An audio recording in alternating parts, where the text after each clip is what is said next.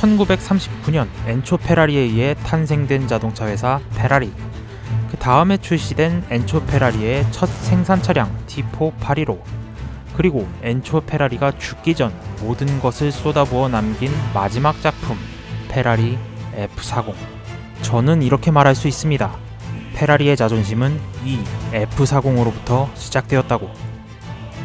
이 F40을 시작으로 페라리는 하이퍼카 시장의 선두주자로 올라서게 됩니다. 이때부터 페라리라는 이름의 그 가치는 우리의 머릿속에서 억소리 나는 자동차, 부자들의 자동차, 드림카로 불리우게 되었죠. 오늘은 이 F40이 탄생된 비밀들에 대해 얘기를 나눠볼 텐데요. 일전에 포드와 페라리의 일화에 대해 설명해 놓은 영상을 아직 못 보셨다면 먼저 페라리와 포드의 영상을 보시고 이 영상을 계속해서 관람하시는 걸 추천드립니다. 페라리는 원래부터 레이싱을 위한 팀이었습니다. 오로지 레이싱에만 투자하길 원했고 레이싱을 위한 차량을 만들길 원했죠. 하지만 돈이 없었기에 양산 차량을 만들기 시작했고 마찰이 있었고 힘든 일도 생겼죠. 그중 하나가 포드와의 일화였는데요. 포드와의 합병 추진이 무산된 후 결국 페라리는 1969년부터 피아트사에 잠식되기 시작하는데요. 이때부터 엔초 페라리는 양산 차량 부분에서는 아예 손을 떼버립니다. 한마디로 이때부터 나온 페라리의 양산차는 엔초 페라리의 작품이라고 볼 수 없는 것이죠. 유일하게 엔초 페라리가 관심과 사랑을 쏟아서 만든 양산차가 있었는데 그것이 바로 F40입니다. 포드의 GT40이 페라리의 코를 납작하게 해주기 위해 탄생된 괴물이었다면 페라리의 F40은 포르쉐의 코를 납작하게 해주기 위해 탄생된 괴물이었습니다. 1983년 포르쉐사에서는 2900cc 6기통 수평대항 엔진에 시퀀셜 트윈터보를 얹고 6단 수동 변속기를 얹어 기본 450마력에 최고속도 315km까지 가능한 녀석을 만들어냈습니다. 원래는 랠리에 참가시킬 녀석이었기에 구동 방식 또한 4륜 구동을 채택했었는데요. 바로 포르쉐 959였죠. 이 녀석의 등장으로 페라리는 세계에서 가장 빠른 양산 슈퍼카 타이틀을 뺏겨야 했고 자존심에도 깊은 상처를 남겼습니다. 엔초의 불같은 성질과 승부욕은 이미 페라리 창립 시절부터 모두가 아는 사실이었고 각종 대회 기록을 갈아치우고 있는 959에 대항하기 위해 엔초 페라리는 자신이 직접 진두지휘하여 극비리의 양산 슈퍼카 프로젝트를 진행하였습니다. 엔초가 지휘봉을 잡긴 했으나 빠른 시간 내에 새 차를 뽑아내는 것은 당장 무리였고 당시 출시했던 288 GTO 에볼루치오네를 마게조에서 사용하기로 합니다. 당시 288 GTO는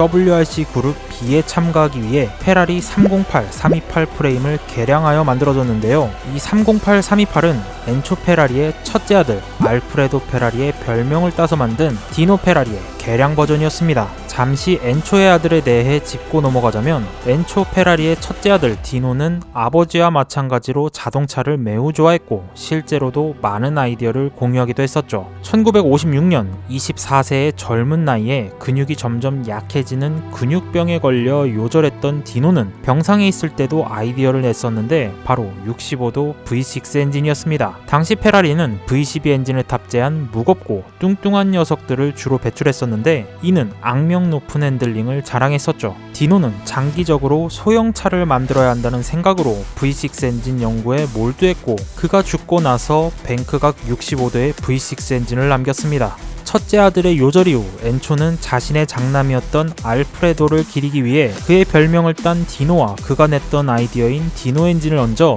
첫 미드십 2시터 스포츠카를 만들어냈는데 그게 바로 디노 206과 246이었습니다. 페라리 매니아의 일부는 이 디노 206GT와 246GT가 표면적으로 그저 값싼 페라리 혹은 엔트리 페라리라고 무시하는데 당시 엔초 페라리가 생각한 가장 이상적인 스포츠카의 기준을 모두 충족시킨 유일한 페라리의 양산 스포츠카였다고 합니다. 결국 엔초 페라리의 회심의 걸작이자 유작인 F40의 계보를 천천히 올라가다 보면 그의 아들을 기리기 위해 만들었던 디노가 그 바탕이 되었던 것이죠. 실제로 F40에는 V12 엔진이 아닌 뿌리가 디노 계통에 있는 V8 엔진이 달려있는데 아마도 살아생전 로드카로 V6나 V8 같은 엔트리 모델을 출시해야 한다고 주구장창 얘기했던 큰아들 디노의 의견을 반영했던 것이 아닐까 싶습니다. F40 개발 프로젝트 프로젝트는 상당히 비밀리에 진행이 됐었는데 엔초와 가까운 관계자와 개발자 몇몇을 제외하고는 공식적인 발표 전까지 아무도 F40의 실물을 보지 못했다고 합니다. 구동장치와 차체 개발 완료 기간은 고작 13개월이었고 상상도 하지 못할 시간 안에 만들어진 F40은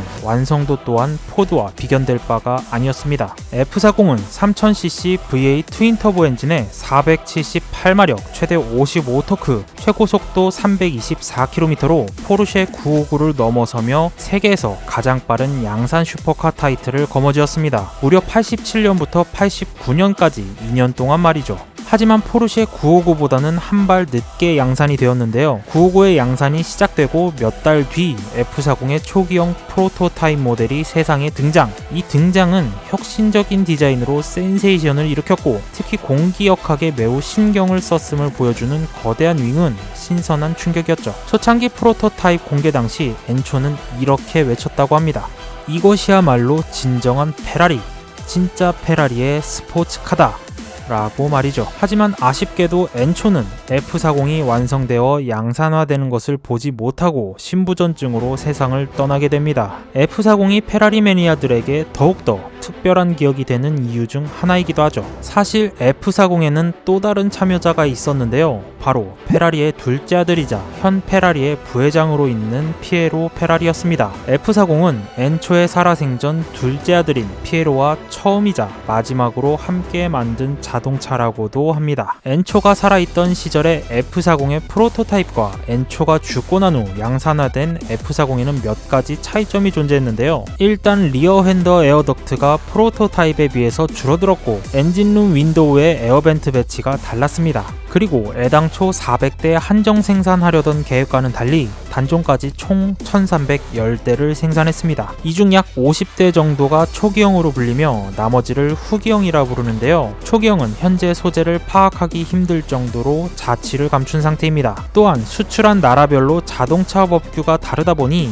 이에 맞춰서 모습을 바꿔야 했고 북미형에서는 안전규제로 인해 앞뒤 범퍼에 우레탄 범퍼를 추가로 달고 있는 모습을 볼 수 있으며 일본형에서는 리어램프 방향지 시등이 바깥쪽이 아니라 안쪽에 위치하는 모습을 볼 수 있습니다. F40이 출시된 지 10년 후 F50이 출시되었고 또 그 뒤로는 엔초를 기리는 페라리 엔초가 출시되었죠. 모두 호평을 받으며 출시된 기념 차량들이었지만 여전히 페라리 하면 F40을 먼저 떠오르게 할 만큼 F40은 페라리의 상징과도 같은 차량으로 매니아들의 가슴속에 남아 있습니다.